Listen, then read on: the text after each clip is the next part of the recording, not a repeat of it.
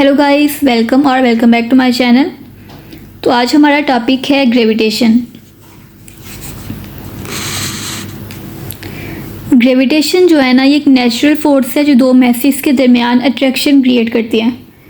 ठीक है, यानी कोई भी दो ऑब्जेक्ट, चाहे वो कोई छोटी चीज़ हो या फिर बहुत बड़े प्लैनेट्स हों, दोनों एक दूसरे को अपनी तरफ खींचते हैं। अर्थ यानी कि हमारी ज़मीन हम सबको अपनी तरफ खींचती है, इसीलिए हम नीचे की तरफ गिरते हैं। यानी अगर हम गिरें तो हम नीचे की तरफ गिरते हैं, हवा में मोलक नहीं रहते। मून भी इसी तरह अर्थ से अट्रैक्ट होता है, इसीलिए वो उसके ऑर्बिट में घूमता रहता है। ठीक है, नेक्स्ट हम पढ़ते हैं ग्रेविटेशन में सेकंड, इसका टॉपिक है Newton's law of universal gravitation.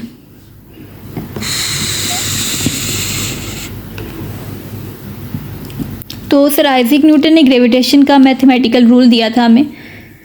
ये लॉ हमें बताता है कि कायनात के अंदर हर ऑब्जेक्ट दूसरे को अपनी तरफ एक खास फोर्स से खींचता है, जो कि उसके मैसेज के प्रोडक्ट के डायरेक्टली प्रोपोर्शनल होती है और उनके दरमियान डिस्टेंस के स्क्वायर के इन्वर्सली प्रोपोर्शनल होती है। यानी इसका फार्मूला होता है F=G(m1m2/r²). मैसेज है, एक मैस है m1 और दूसरा है m2। मैसेज के प्रोडक्ट के डायरेक्टली प्रोपोर्शनल है ये वाली फोर्स, और उनके दरमियान जो डिस्टेंस है उसको डिस्टेंस को हम शो करते हैं r² के साथ। डिस्टेंस के स्क्वायर के इन्वर्सली प्रोपोर्शनल है, यानी f जो है ये m1 m2 के डायरेक्टली प्रोपोर्शनल है और r² के इन्वर्सली प्रोपोर्शनल है। बात की समझ आ रही है आपको? इसकी डेफिनेशन के अंदर से इसका फार्मूला निकल आया है। अब मैं आपको बताती हूँ कि f क्या है। f है ग्रेविटेशनल फोर्स। m1 m2 क्या है? ये दो मैसेज हैं, ठीक है, जो 1 किलोग्राम में है। r² क्या है? r इसका डिस्टेंस है जो कि मीटर्स में है।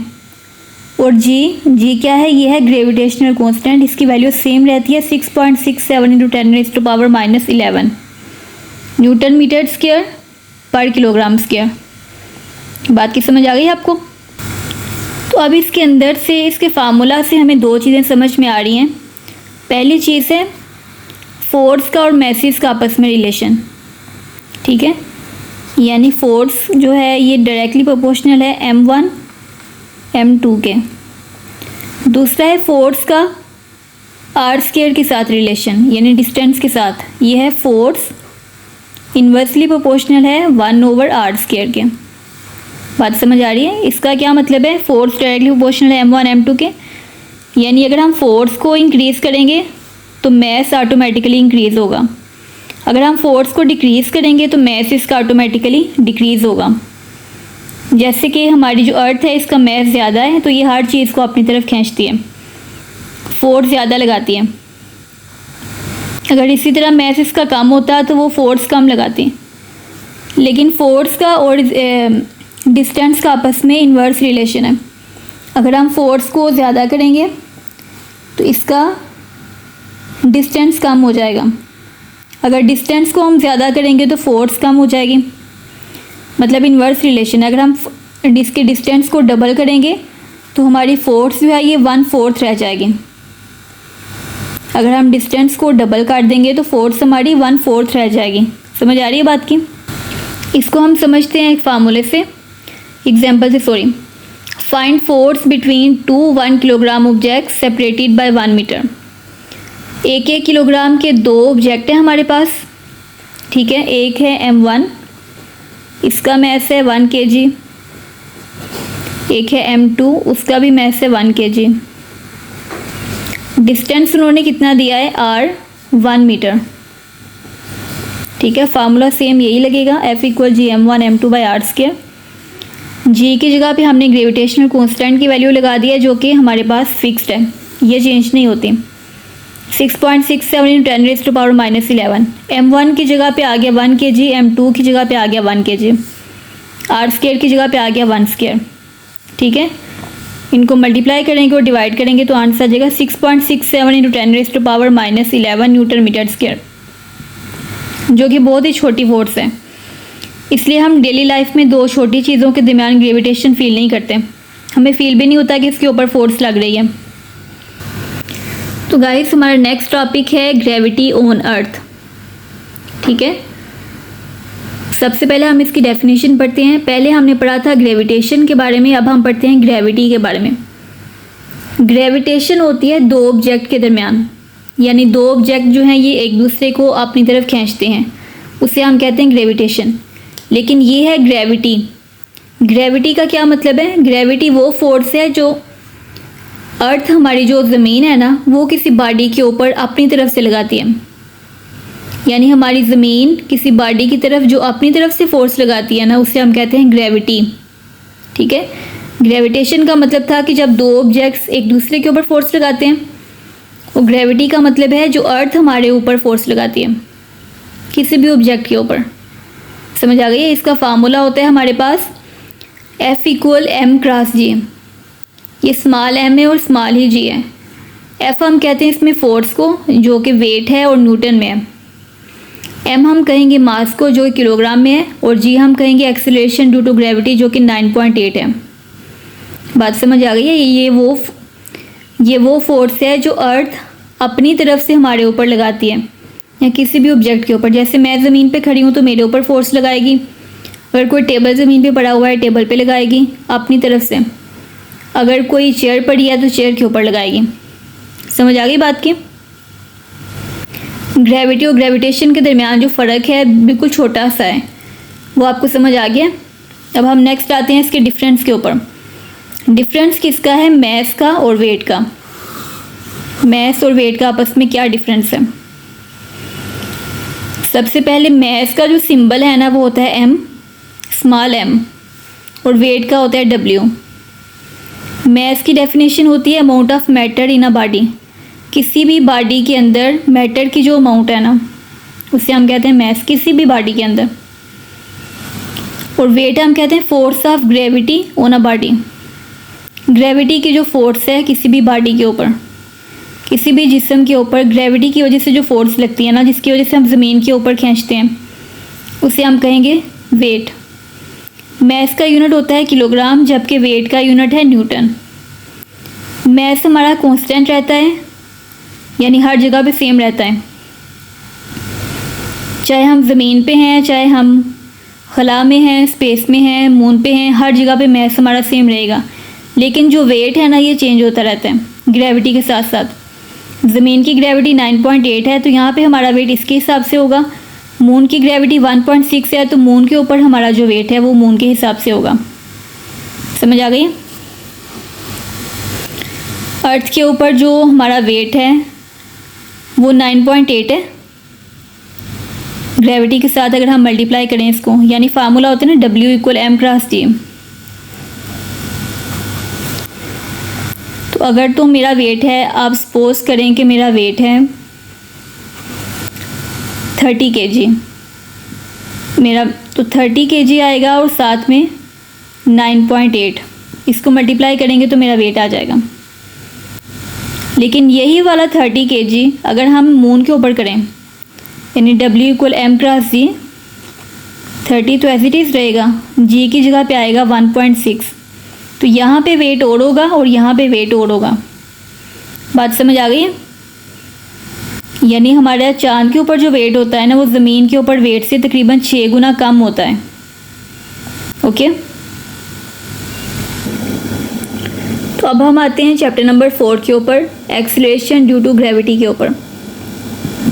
यानी ग्रेविटी की वजह से जो एक्सीलरेशन होता है ना हमारा, उसको हम स्टडी करेंगे। तो ये क्या होता है एक्सीलरेशन ड्यू टू ग्रेविटी? जब कोई चीज़ ज़मीन के ऊपर गिरती है ना, तो ज़मीन उसको अपनी तरफ खींचती है।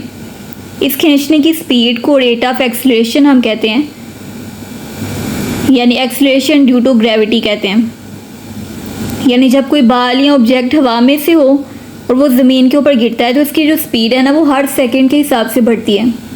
यानी जब ऊपर से गिरा है तो उसकी स्पीड कम है, जब नीचे है उसकी थोड़ी और ज़्यादा हो गई, फिर थोड़ी और ज़्यादा हो गई, ऐसे करते करते उसकी स्पीड जब वो ज़मीन के ऊपर गिरता है ना, तब उसकी स्पीड बिल्कुल मैक्सिमम पे होती है। अब न्यूटन लॉ से इसको ड्राइव करते हैं। इसका फार्मूला है F = g m/r²। g capital है, m कैपिटल है, एक m स्मॉल है, r²। ठीक है, इसका हम निकालते हैं F = ma के फार्मूला से। हमने F = ma का फार्मूला शुरू से पढ़ा है, लेकिन यहाँ पे क्योंकि ग्रेविटेशन की बात हो रही है इसलिए हम ए की जगह पे लगाएंगे जी, F इक्वल एम जी। ठीक है, ये वाला फार्मूला आ गया इधर, F equal G M by R square. अब इधर F की जगह पे आ जाएगा एम जी, नीचे G M by R square. ये स्मॉल जी से कट गया, पीछे रह गया G, capital G M by R square. अब यहाँ पे m क्या है, मैथ ऑफ अर्थ है, जो कि 5.97 × 10⁻24 है, ये फिक्स्ड है। आर स्क्वायर इसका आ जाएगा रेडियस, जो कि है 6.37 × 10⁻6। ये दोनों चीज़ें फिक्स्ड हैं। अब यहाँ से हम ग्रेविटी की वैल्यू किस तरीके से निकालेंगे कि ग्रेविटेशन की इसमें वैल्यू लगाएंगे, m की लगाएंगे और r की लगाएंगे, इनको मल्टीप्लाई करेंगे, डिवाइड करेंगे तो हमारे पास g की वैल्यू आ जाएगी, जो कि है 9.8 मीटर पर सेकेंड स्क्वायर, और यही है एक्सेलरेशन ड्यू टू ग्रेविटी। ठीक है, ग्रेविटी की वजह से हमारा जो एक्सेलरेशन निकला है वो यही है। तो अब हम नेक्स्ट चैप्टर में पढ़ते हैं वेरिएशन ऑफ g। g क्या है, एक्सेलरेशन ड्यू टू ग्रेविटी, जो हमने पिछले वाले चैप्टर में निकाला था ना, एक्सेलरेशन ड्यू टू ग्रेविटी। तो उन्होंने कहा है कि इसमें वेरिएशन दिया है, यानी उसकी जो वैल्यू है जी की वो 9.8 फिक्स नहीं है, वो कम ज़्यादा हो सकती है। किसी पॉइंट पे कम होती है, किसी पॉइंट पे वो ज़्यादा होती है। अब कम ज़्यादा कहाँ पे होती है, अल्टीट्यूड के हिसाब से अगर हम देखें तो हाइट अबव अर्थ, ज़मीन से अगर हम हाइट पे चले जाएं, यानी अर्थ के सेंटर से जब हम दूर जाते हैं तो जी की वैल्यू ऑटोमेटिकली कम होती जाती है। अर्थ के सेंटर पे जी की वैल्यू ज़्यादा होती है, और जैसे जैसे हम हाइट पे जाते हैं तो जी की वैल्यू कम होती जाती है। स्पेस पे जाके जी की वैल्यू बिल्कुल ज़ीरो हो जाती है। इसी तरह जब हम डेप्थ में जाते हैं, यानी कि ज़मीन के अंदर जाते हैं, उसके नीचे की तरफ जाते हैं, तो वहाँ पे जी की जो वैल्यू है ना वो थोड़ी कम हो जाती है। ठीक है, यानी अर्थ के सेंटर में वो ठीक रहती है, अगर हम सेंटर से ऊपर जाएं या फिर नीचे जाएं तब उसकी वैल्यू कम होना शुरू हो जाती है। तीसरा है विद लैटिट्यूड। लैटिट्यूड का मतलब है कि अर्थ के जो पोल्स हैं ना, दोनों पोल्स हैं, ये हमारी अर्थ है, और इसके ये जो दोनों पोल्स हैं, पोल्स के ऊपर जी की जो वैल्यू है वो ज़्यादा होती है और इक्वेटर पे कम होती है। पोल्स के ऊपर ज़्यादा होती है, इक्वेटर पे कम होती है। बात समझ आ रही है? किनारों के ऊपर जी की वैल्यू ज़्यादा होती है, लेकिन जो इसके इक्वेटर्स हैं ना उनके ऊपर जी की वैल्यू कम होती है। ये किस वजह से है, ये अर्थ की रोटेशन की वजह से, क्योंकि ज़मीन घूमती रहती है तो रोटेशन की वजह से ऐसे होता है। क्लियर हो गया ये टॉपिक? तो नेक्स्ट चैप्टर है हमारा ग्रेविटेशनल पोटेंशियल एनर्जी। ठीक है, ये वो एनर्जी होती है जो किसी ऑब्जेक्ट के पास तब होती है जब वो ज़मीन से ऊपर होता है, यानी हाइट की वजह से मिलने वाली एनर्जी, यानी वो एनर्जी जो हाइट की वजह से हमें मिलती है ना, उसे हम कहते हैं ग्रेविटेशनल पोटेंशियल एनर्जी। पोटेंशियल जहाँ पे वर्ड यूज़ हो जाए उसका यही मतलब है कि इसमें हाइट का जिक्र है, यानी वो ग्रेविटेशनल एनर्जी जो हमें हाइट की वजह से मिलती है, इसके नाम से पता चल रहा है। डेफिनेशन पढ़ते हैं, energy possessed by a body due to its position in a gravitational field. जितना कोई चीज़ ज़मीन के ऊपर होती है ना, उतनी उसके पास ज़्यादा ग्रेविटेशनल पोटेंशियल एनर्जी होती है। इसका फार्मूला होता है U equal mgh। U equal mgh। m क्या है, मैस है, g इसमें क्या है, ग्रेविटेशन है, h क्या है, हाइट है। कलेक्टिवली इसको हम कहेंगे ग्रेविटेशनल पोटेंशियल एनर्जी। यानी कि सपोज करो कि हमारे पास एक बाल है, उसको हमने 2 मीटर ऊपर फेंका है, तो उसके पास जो एनर्जी है ना वो स्टोर हो जाएगी, और जब वो बाल नीचे गिरती है ना तब वो एनर्जी काइनेटिक एनर्जी में चेंज हो जाएगी। ठीक है, फार्मूला इसका ये वाला आ गया, U equal minus G M by R square. यानी फार्मूला इसका पीछे बनाया ना, U इक्वल mgh। ठीक है, इसमें m हमारे पास ऑलरेडी वैसे ही है, g की जगह पे हमने g की वैल्यू लगा दी है, h की जगह पे हमने हाइट लगा दी है। ठीक है, उस फार्मूले से ये बनाए। इसमें जो नेगेटिव साइन है वो शो करता है कि फोर्स अट्रैक्टिव है, यानी रिपल्सिव नहीं है, अट्रैक्टिव है। क्लियर हो गया? तो हमारा नेक्स्ट चैप्टर है चैप्टर नंबर 7, जो कि है एस्केप वेलोसिटी। ये जो चैप्टर्स है ना ये सारे ग्रेविटेशन के अंदर आ रहे हैं। ठीक है, जो हमारा टॉपिक था ग्रेविटेशन, उसके अंदर ये सारे चैप्टर्स आ रहे हैं।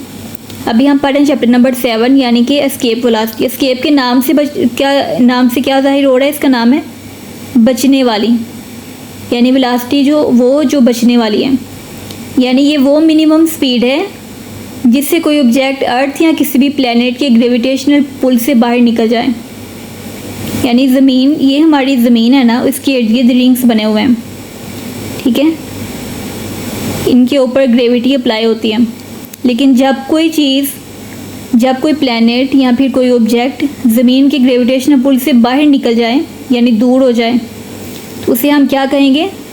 Escape velocity. वो जिस वेलोसिटी से जाएगा ना, उस वेलोसिटी को हम कहेंगे एस्केप वेलोसिटी, यानी minimum velocity required to escape earth's gravitational pull, ठीक है। यानी अगर हम किसी रॉकेट को या फिर किसी बाल को इतनी स्पीड से ऊपर में फेंकें कि वो अर्थ के ग्रेविटी से बाहर निकल जाए, तो उस स्पीड को हम क्या कहेंगे? Escape velocity. फार्मूला है इसका VE = √2gr, ये इसका फार्मूला है। न्यू इसमें शो करता है एस्केप वेलोसिटी को, जी शो करता है ड्यू टू ग्रेविटी को, acceleration due to gravity, R show करता है रेडियस ऑफ अर्थ को, ठीक है। इनके अंदर हम वैल्यूज़ लगाएंगे। रेडियस ऑफ अर्थ की वैल्यू भी फिक्स्ड है और जी की वैल्यू भी फिक्स्ड है। मल्टीप्लाई करेंगे, एस्केप वेलोसिटी बनेगी 11.2, यानी अगर कोई रॉकेट 11.2 किलोमीटर पर सेकंड से तेज़ घूम गया तो वो अर्थ की ग्रेविटी से निकल जाएगा, ठीक है। यानी अर्थ की ग्रेविटी से निकलने के लिए जो हमें रिक्वायरमेंट चाहिए वो है 11.2 किलोमीटर पर सेकंड। अगर इससे ज़्यादा तेज़ घूम गया तो वो उससे बाहर निकल जाएगा। क्लियर हो गया? तो चैप्टर नंबर 8 में हम पढ़ते हैं सैटेलाइट एंड ऑर्बिट्स के बारे में। ये भी चैप्टर ग्रेविटेशन के अंदर ही आता है, यानी ऑर्बिटल वेलोसिटी के इसको अंदर हम पढ़ेंगे। ऑर्बिटल वेलोसिटी क्या होती है? ये वो वेलोसिटी है जिससे कोई ऑब्जेक्ट या फिर कोई भी चीज़, जैसे कि सैटेलाइट है या मून है, वो अर्थ के गिर्द घूमता रहता है बगैर नीचे गिरे और बगैर स्पेस में निकले। यानी ये हमारी अर्थ है और ये उसका ऑर्बिट है। तो ऑर्बिटल वेलोसिटी वो वेलोसिटी है जिससे कोई चीज़ इसके अंदर अंदर घूमती रहती है बगैर नीचे गिरे या फिर बगैर स्पेस में निकले, ठीक है। ये अर्थ के इर्द गिर्द घूमती रहती है, इसे हम कहते हैं ऑर्बिटल वेलोसिटी, यानी वो वेलोसिटी जो किसी चीज़ को ज़मीन के इर्द गिर्द दायरे में घुमाती रहती है परफेक्ट सर्कल में, उससे हम कहते हैं orbital velocity. Velocity needed to revolve around earth in circular orbit, यानी जब कोई सैटेलाइट अर्थ के गिर्द चक्कर लगाता है तो उसे एक स्पेसिफिक स्पीड चाहिए होती है, उसे हम कहते हैं ऑर्बिटल वेलोसिटी। अब वो स्पेसिफिक स्पीड किस तरह निकलती है? V0 = √gm/r। इसके अंदर हम g की वैल्यू लगाएंगे, m की लगाएंगे, r की लगाएंगे। तीनों वैल्यूज़ फिक्स्ड हैं और हमारे पास मौजूद हैं। तीनों की वैल्यू लगाएंगे तो आंसर आएगा 7.9 किलोमीटर पर second for near earth orbit. Earth के ऑर्बिट में घूमने के लिए कितनी स्पीड चाहिए? 7.9। तो हमारा लास्ट चैप्टर नंबर 9 है Kepler's law of planetary motion, यानी केपलर्स का लॉ है प्लैनेटरी मोशन के बारे में कि प्लैनेट्स किस तरीके से मोशन में आते हैं, मूव करते हैं। ये हम 3 तरीक़ों से पढ़ेंगे। एक होता है लॉ ऑफ ऑर्बिट्स, दूसरा है लॉ ऑफ एरियाज और तीसरा है law of periods. Law of orbits क्या कहता है? यानी केपलर्स ने 3 लॉज हमें दिए थे। सबसे पहले लॉ ऑफ ऑर्बिट में इसने बताया था कि हर प्लैनेट जो है वो सूरज के गिर्द गोल नहीं घूमता बल्कि एलिप्टिकल पाथ में घूमता है और सूरज इसके फोकस पर होता है। यानी सिंपल वर्ड्स में जो प्लैनेट का जो पाथ होता है ना, वो बिल्कुल गोल नहीं होता, वो थोड़ा सा ओवल शेप में होता है अंडे की तरह, यानी परफेक्ट सर्कल में नहीं होता। यानी बिल्कुल ऐसे होने की बजाय वो ऐसे होता है, इसे कहते हैं ओवल शेप। तो वो कहते हैं कि इसके इर्द गिर्द घूमता है और सूरज इसके फोकस पे होता है। इसी तरह लॉ ऑफ एरियाज है। लॉ ऑफ एरियाज कहते हैं जब प्लैनेट सूरज के पास होता है ना तो वो ज़्यादा तेज़ घूमता है। जैसे ज़मीन जब सूरज के पास होती है तो वो ज़्यादा तेज़ घूमती है और जब वो दूर होता है तो स्लो घूमता है। यानी प्लैनेट अपने ऑर्बिट में ऐसे मूव करता है जैसे कि इक्वल टाइम में इक्वल एरिया और इक्वल हर चीज़ कवर करता है। यानी सूरज के पास आके वो ज़्यादा तेज़ हो जाता है और सूरज से दूर जाके वो हल्का हो जाता है, स्पीड स्लो कर देता है। थर्ड वन है लव पीरियड्स। लव पीरियड्स में इसने क्या बताया कि प्लैनेट के ऑर्बिट का जो स्केल होता है ना, इसके ऑर्बिट के रेडियस के क्यूब के प्रोपोर्शनल होता है। यानी प्लैनेट के ऑर्बिट का जो स्केयर है ना, टी स्केयर, ये इसके ऑर्बिट के रेडियस के क्यूब के डायरेक्टली प्रोपोर्शनल होता है। यानी जितना दूर कोई प्लैनेट सूरज से होगा उतना ज़्यादा टाइम लेगा एक चक्कर को पूरा करने में। यानी फर्ज करें कि ये हमारी ज़मीन है, सॉरी ये सूरज है, ये प्लैनेट्स हैं। तो जो पास में सबसे प्लैनेट है ये वाला, इसको अपना चक्कर पूरा करने में थोड़ा टाइम लगेगा, और जो सबसे दूर है इसको चक्कर पूरा करने में ज़्यादा टाइम लगेगा। इसे हम कहते हैं लव पीरियड। समझ आ गई है तीनों की।